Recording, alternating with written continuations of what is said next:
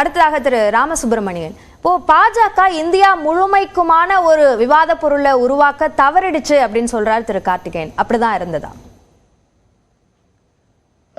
பாஜக அப்படி ஒன்றும் அவங்களுடைய ஸ்ட்ராட்டஜி ஏதோ மிகப்பெரிய அளவிற்கு ஓட்ட விழுந்ததுன்னு நான் சொல்ல மாட்டேன்.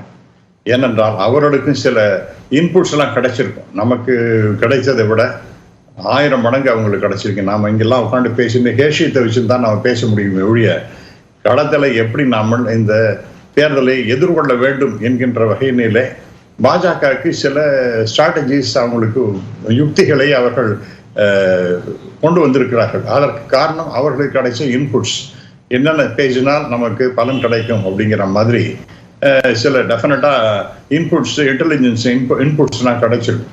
ரெண்டாவதாக they are on the back foot on certain issues. அதில் ஒன்றும் சந்தேகமே கிடையாது. உதாரணமாக எனக்கு முன்னாடி பேசின மிஸ்டர் கார்த்திகேயன் சொன்னது போல விலைவாசி மிக கடுமையாக இருக்கின்றது, வேலையில்லாத திண்டாட்டம் என்பது மிக கடுமையாக இருக்கின்றது. அதெல்லாம் டிஃப்ளெக்ட் பண்ற மாதிரி அவர்கள் பல்வேறு மற்ற இஷ்யூஸை முன்னிறுத்தி செல்லுகின்றார்கள். இது நிச்சயமாக அவங்களுக்கு ஒரு செட்பேக் நான் சொல்ல முடியாது. ஸ்ட்ராட்டஜிக்கலி அது ஒரு வீக் பாயிண்டாக தான் நான் பார்க்கின்றேன். ஆனால் எதிர்கட்சியாக இந்தியா கூட்டணியை சேர்ந்தவர்கள் ஒரு எதிர்ப்பு அப்படின்ற, அதாவது ஆட்சிக்கு எதிரான விஷயங்களை கொண்டு செல்றது சரி. ஆனா ஆட்சியில் இருந்த பாஜக இந்தியா கூட்டணியோட கொள்கைகள் சார்ந்த எதிரான கருத்துக்கள் மூலமாக பிரச்சாரத்தை எடுத்துட்டு போனதை மக்கள் எப்படி பார்த்திருப்பாங்க? நான் தான் ஆரம்பத்திலே சொன்னது, ப்ராபபிலி அவங்களுக்கு இன்புட்ஸ் கிடைச்சிருக்கலாம். இப்படி பேசினால் இதில் நமக்கு பலன் கிடைக்கும் அப்படிங்கிற மாதிரி பாஜகவுக்கு அவங்களுடைய இன்டெலிஜென்ஸ் ரிப்போர்ட்டு கிடைத்திருக்கலாம். அதன் காரணமாகத்தான் இந்த ஹிந்து முஸ்லீம் என்கின்ற இஷ்யூவை கையில் எடுத்துக்கொண்டு அதை ஒரு இடத்துலையும் அதை ஹார்ட் பண்ணுறதுங்கிறது அதுதான் காரணமாக இருக்கும் என்று நான் நம்புகின்றேன். 2014 டெவலப்மெண்ட் ஊழலற்ற ஆட்சி அப்படிங்கிற மாதிரி வந்தாங்க. அது மக்கள்கிட்ட மிகப்பெரிய அளவுக்கு எடுபட்டது. 2019 தேசத்தினுடைய பாதுகாப்பு அப்படிங்கிற இஷ்யூ எடுத்துட்டு அதுவும் மிகப்பெரிய அளவுக்கு எடுபட்டது. ஆனால் இந்த சமயத்தில் டெவலப்மெண்ட் அப்படிங்கிறது இப்போ நாங்கள் அடுத்தது $5 trillion எக்கானமியாக வரப்போகின்றோம், 3வது இடத்துக்கு பொருளாதார ரீதியாக வரப்போகின்றோம். இதெல்லாம் அவங்க செல்லிங் பாயிண்ட்ஸாக பார்க்கின்றார்கள் என்று நான் நம்புகின்றேன். அதாவது இதெல்லாம் பேசினால் டெவலப்மெண்ட் அப்படிங்கிறது, அதுவும் குறிப்பாக இன்னைக்கு மிடில் கிளாஸ் பீப்புள் நிறைய பேர் இந்த மாதிரி டெவலப்மெண்ட் இஷ்யூஸ் அவர்கள் நீங்க சொல்ற இந்த விஷயங்கள் அதிகமாக பாஜகவோட பிரச்சாரத்துல இருந்ததா, அல்லது இஸ்லாமியர்களுக்கு ஆதரவாக காங்கிரஸ் செயல்பட்டுருவாங்க அப்படின்ற விஷயமும், இடஒதுக்கீட்டுக்கு எதிராக அவர்கள் செயல்படுவாங்க அப்படின்ற விஷயங்களும் அதிகமாக இடம்பெற்றதா? இல்ல, நீங்க சொன்னது போல டெஃபினட்டா இஸ்லாமியர்களுக்கு எதிராக மிகப்பெரிய அளவிற்கு ஒரு வேஜ்ர வார் அகென்ஸ்ட் முஸ்லிம்ஸ், அதுல ஒன்றும் சந்தேகமே கிடையாது. மிகப்பெரிய அளவிற்கு இஸ்லாமியர்கள் தாக்குதல் என்பது இந்த எலெக்ஷன் நடந்து இது போன்ற ஒரு கம்ப்ளீட் போலரைசேஷன் ஆஃப் இஷ்யூஸ் அப்படிங்கிறது பார்த்தீங்கன்னா, எஸ்பெஷலி இந்த ரிலீஜியஸ் இஷ்யூஸை வச்சு பண்ணினதுங்கிறது பிஜேபி மிகப்பெரிய அளவிற்கு செய்தார்கள் என்பது சந்தேகமே கிடையாது. அதே சமயத்தில் மிடில் கிளாஸ் பீப்புள், ஒரு 2 நாள் முன்னாடி ஒரு பத்திரிகையில் ஒரு ஆர்டிக்கல் வந்திருந்தது. இந்த middle class people they still consider Mr. Modi as a person to contribute for the development of the nation அப்படின்னு அவங்க நினைக்கிறாங்க.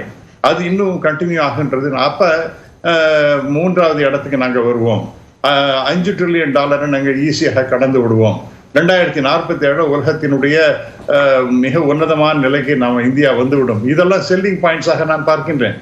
அதாவது நீ ஒரு பக்கம் electoral bonds issue, yes it's an issue, ரொம்ப விஷயம் தெரிஞ்சுக்கணும். சாதாரண சாமானிய மக்களுக்கு that is not an issue at all. அந்த எலக்ட்ரல் பாண்ட்ஸ்னால என்னென்ன தெரியுமான்னு எனக்கு தெரியல. ஏனென்றால் சாதாரண சாமானிய மக்களுக்கு அது பெரிய அளவிற்கு போய் சேர்ந்திருக்குமா என்றால், படித்தவர்கள் மத்தியில், அதுவும் குறிப்பாக ஊழல் இதெல்லாம் பற்றி பேசுகின்ற நேரத்தில் இந்த இஷ்யூவை கையில் எடுக்கும் பொழுது அது சேரலாம். ஆனால் அது it is a very small percentage. அது ஒரு மைனாரிட்டி குரூப்புக்கு தான் அது போய் சேரும் என்று நம்புகின்றேன். ஆனால் மெஜாரிட்டி இந்தியாவை பொறுத்த வரைக்கும் மிகப்பெரிய அளவுக்கு இருப்பது என்பது இந்த மிடில் கிளாஸ் பீப்புள். அந்த மிடில் கிளாஸ் பீப்புளுக்கு செல்லிங் பாயிண்ட் என்ன? டெவலப்மெண்ட்.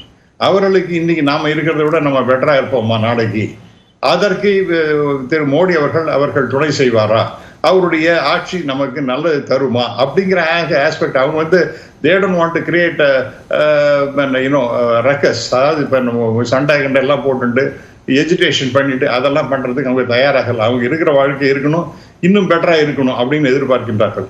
அந்த ஆங்கிள் பிஜேபி அந்த இஷ்யூவை நன்றாக கையாண்டு இருக்கின்றது. அதே சமயத்துல நிச்சயமாக ஒரு மிகப்பெரிய அளவிற்கு போலரைசேஷன் என்பது நடந்திருக்கின்றது. அது நாட்டிற்கு நல்லதே கிடையாது. ஆனால் அது அவங்களுக்கு எலக்டோரல் சமயத்துல எலெக்ஷன் சமயத்துல அவங்களுக்கு மிகப்பெரிய பெனிஃபிட்ஸ் டிவிடெண்டை தரும் என்று அவர்கள் நம்புகின்றார்கள். அதனால்தான் அதை தாண்டி ஹிந்து அப்படிங்கிற இஷ்யூ கையில் எடுத்துக்கிறாங்க. இரண்டாவதாக ஒரு இடத்துக்கும் ஒண்ணு இப்ப எதற்காக தமிழன் ஆட்சிக்கு வரக்கூடாதுன்னு அங்க ஒரிசால போய் பேசுகின்றார்கள்.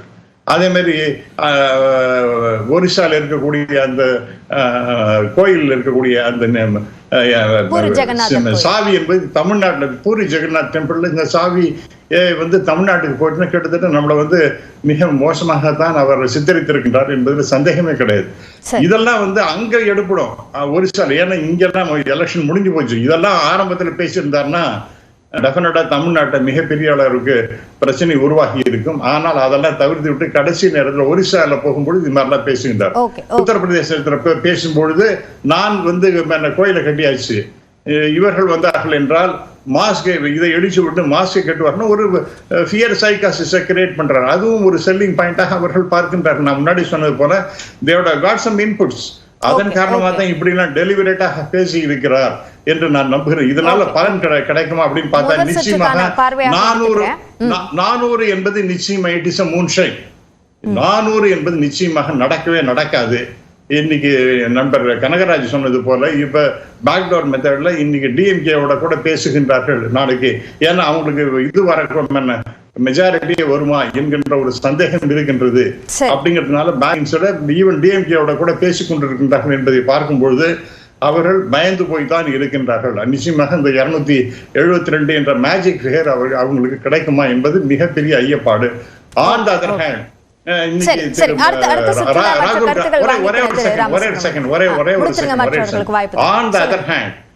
திரு ராகுல் காந்தி ரொம்ப திண்மையாக பேசுகின்றார். எங்களுக்கு நிச்சயமாக மெஜாரிட்டி என்பது எங்களுடைய கூட்டணிக்கு கிடைக்கும், நாங்கள் ஆட்சிக்கு வருவோம் அப்படிங்கிற மாதிரி பேசுகின்றார். அதுவும் அவருக்கும் நிறைய இன்புட்ஸ் கிடைச்சிருக்கும். இப்ப அந்த சர்வேஸ்னா அந்த ரிசல்ட்ஸ்லாம் அவருக்கு போய் சேர்ந்திருக்கு. அதன் அவர் கான்பிடென்டாக பேசுகின்றார்.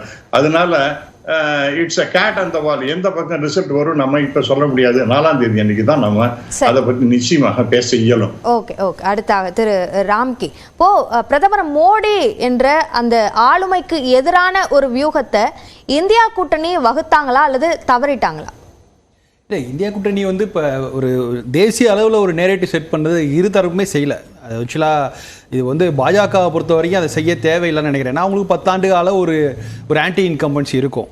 ஸோ இப்போ அதனால் அவங்க புதுசாக அவங்க மேனிஃபெஸ்டோவில் கூட புதுசாக எந்த விஷயங்களும் சொல்லலை.